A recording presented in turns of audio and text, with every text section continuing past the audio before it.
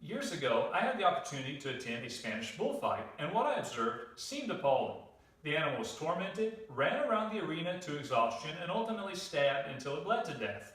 Afterwards, parts of it were dismembered and tossed to a cheering crowd. This practice has been going on in the area we now know as Spain for more than 13 centuries. And there are probably as many arguments for this behavior as there are against it. Most of the arguments are centered on cultural considerations, but some of the more interesting arguments are scientific.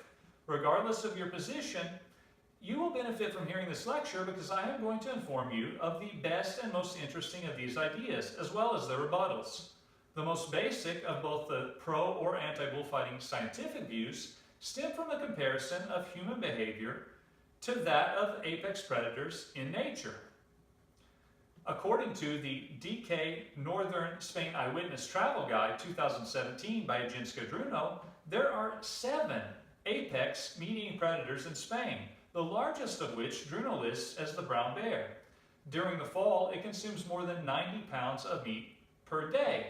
Now, the pro-bullfighting community will paint humans as being quite tame in comparison because the average Spaniard barely eats more than 5 pounds of meat per day. Of course, on the other side of this issue, it's definitely worth noting that because of the increased human population, the brown bear in Spain has been on the endangered species list since 1979. And according to a study published as early as 2015 by Alma Pachenko of the University of Montana, the total present-day population of brown bears is less than 200 individuals, which pales in comparison to the nearly 48 human individuals that live in Spain. Furthermore, since brown bears hibernate for at least 3 months out of the year, during this time, they will consume precisely 0 pounds of meat per day, making the anti-bullfighting argument in this area very strong. Now, a stronger approach on the pro-bullfighting side is to attack the educational and cultural implications that lead us to draw a distinction between the behaviors of animals and humans.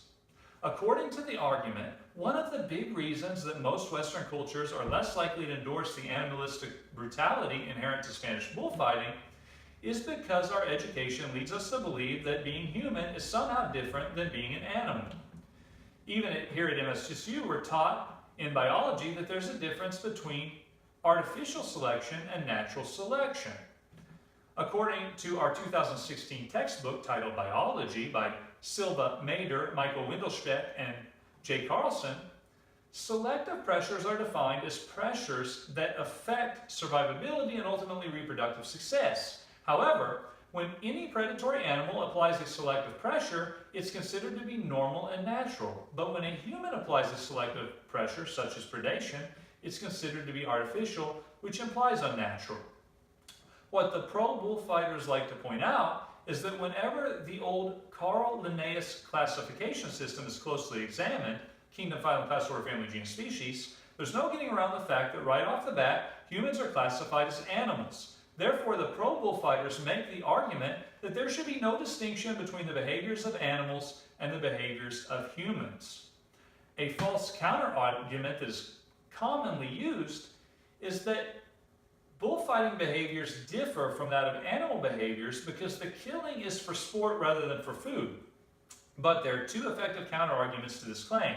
First of all, anyone who has ever watched a cat play with another animal until it stops moving knows that not everything in nature kills out of necessity. Furthermore, the bulls killed in the Spanish arena are killed for food. According to the 1999 book, Bulls, Bullfighting, and Spanish Identities by Carrie Douglas, the meat is actually taken directly to the market immediately after the bullfight. Now, another argument for bullfighting is premised on the fact that unlike other predators in the animal kingdom, our prey actually benefits from our predation. While this seems counterintuitive, it's based largely on factual data. Debaters framing this argument will inevitably point out that there are presently 21 billion chickens on this planet, specifically because we eat them. But a person framing this argument will have to ignore the fact that the Spanish brown bear has been hunted nearly to extinction. Nevertheless, the 2013 book, Terrified and Defenseless by Dan Grant, supports this pro-bullfighting claim by noting that there are at least 40,000 bulls bred each year in Spain specifically for bullfighting. There are ways for anti-bullfighters to combat these anomalous aspects of human predation, even without looking at a bull's horrifying end or the horrifying end of farm animals. There are plenty of arguments to be made about the quality of any animal's life in captivity, meaning that even though certain humanly favored species are benefiting population-wise, the mere presence of life is no substitute for the quality of life. In conclusion, there are many strong arguments both for and against bullfighting.